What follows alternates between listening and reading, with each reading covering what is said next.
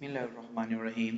Dear students, आज हमने पढ़ना है स्ट्रक्चर ऑफ सेल के बारे में। हम पिछले लेक्चर के अंदर हमने पढ़ा था कि सेल क्या होता है और सेल के बारे में हमने बताया था कि cell is the basic structural and functional unit of life, कि एक जानदार का जिस्म जो है वो सेल्स का बना होता है। तो ये ऑलरेडी हम पढ़ चुके हैं। आज हमने ये देखना है कि डिस्कवरी ऑफ सेल क्या है, यानी सेल को सबसे पहले दरियाफ्त किसने किया है। तो बेटा एक साइंटिस्ट था, इंग्लिश साइंटिस्ट था, उसका नाम था रॉबर्ट हुक।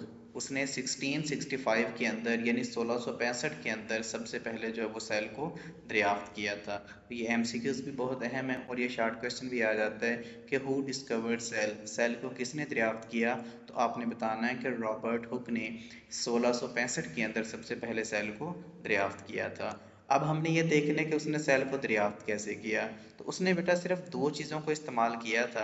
एक उसने सिंपल माइक्रोस्कोप को इस्तेमाल किया जो उसने खुद बनाई थी, और दूसरा उसने इस्तेमाल किया a thin slice of cork. अब ये थिन स्लाइस ऑफ कॉर्क क्या होते हैं? देखिए बेटा, दरख्त का जो बाहर वाला छिलका होता है ना, जिसको अक्सर बच्चे उतार भी देते हैं, तो दरख्त का जो बिल्कुल बाहर वाला छिलका है ना, ये वाला जो ब्लैक सा आपको नजर आ रहा है, तो दरख्त के बाहर वाले छिलके को हम नाम देते हैं कॉर्क का। तो रॉबर्ट हुक ने क्या किया कि दरख्त का जो बाहर वाला छिलका है उसके एक बिल्कुल बारीक सा टुकड़ा लिया, छोटा सा टुकड़ा लिया, और उस टुकड़े को उसने माइक्रोस्कोप के नीचे देखा। जब उसने दरख्त के इस छिलके को या दरख्त के इस टुकड़े को माइक्रोस्कोप के नीचे देखा, तो उसको इस कॉर्क के अंदर, इस छिलके के अंदर टाइनी बॉक्सेस, छोटे छोटे डब्बे नजर आए। तो उसने इन डब्बों को क्या नाम दिया? सेल्स का नाम दिया। यानी वो कहना ये चाह रहा था कि जो दरख्त है ना, वो इन छोटे छोटे डब्बों का बना होता है और इन डब्बों को क्या कहा जाता है? सेल कहा जाता है।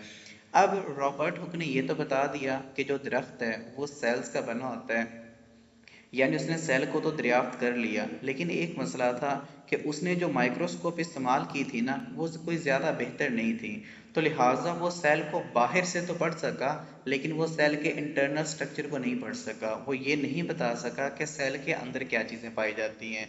फिर उसके बाद जैसे जैसे 19वीं सेंचुरी, 19वीं सदी के अंदर माइक्रोस्कोप में बेहतरी आई, तो उसके साथ ही एक और साइंटिस्ट आया बेटा, उसका नाम था रॉबर्ट ब्राउन। तो ये स्कॉटलैंड का रहने वाला था। तो रॉबर्ट ब्राउन ने क्या किया, 1831 1831 के अंदर सेल के अंदर क्या दरियाफ्त कर दिया? न्यूक्लियस दरियाफ्त कर दिया। तो ये भी शॉर्ट क्वेश्चन आ जाता है कि न्यूक्लियस को किसने दरियाफ्त किया है। तो आपने बताना है कि रॉबर्ट ब्राउन ने 1831 के अंदर न्यूक्लियस को दरियाफ्त किया था। अब जब सेल के अंदर न्यूक्लियस दरियाफ्त हो गया, तो बाकी साइंटिस्ट को भी पता लग गया कि सेल अंदर से खाली नहीं है, बल्कि सेल के अंदर मजीद चीज़ें पाई जाती हैं। तो उन्होंने क्या किया, फिर बाकी ऑर्गेनेलिज को भी आहिस्ता आहिस्ता दरियाफ्त करना शुरू कर दिया। फिर बाद में हमें माइटोकॉन्ड्रिया भी दरियाफ्त हुए, राइबोसोम भी दरियाफ्त हुए, लाइसोसोम भी। तो यानी ऑर्गेनेलिज को दरियाफ्त करने की जो शुरुआत थी वो किस बंदे ने की थी? रॉबर्ट ब्राउन ने की थी। इसने न्यूक्लियस सबसे पहले दरियाफ्त किया था। उसके बाद बेटा हमारे पास जो सेल्स है ना, सेल्स होते हैं दो तरह के। एक को हम नाम देते हैं प्रोकैरियोटिक सेल्स। बेटा प्रोकैरियोटिक सेल्स उन सेल्स को कहा जाता है कि जिनके अंदर एक तो प्रोमिनेंट न्यूक्लियस नहीं होता, वाज़ेह न्यूक्लियस नहीं होता, इनका न्यूक्लियस आपको नजर नहीं आता।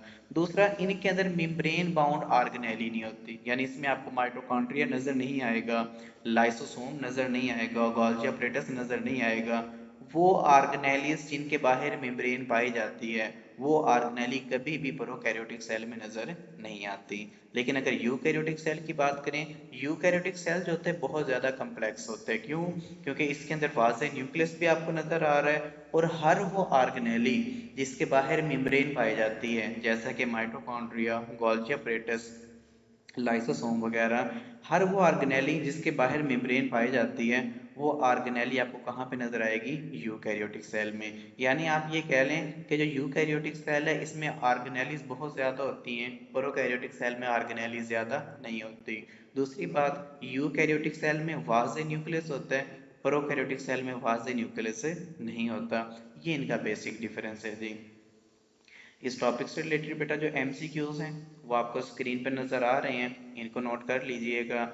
और जो इस लेक्चर की लास्ट स्लाइड है वहाँ पे आपको शॉर्ट क्वेश्चन भी मिल जाएंगे, ये आपको स्क्रीन पे नज़र भी आ रहे हैं, तो इनको भी नोट कर लीजिएगा। उम्मीद है आप लोगों को समझ आ गई होगी। अल्लाह हाफिज़।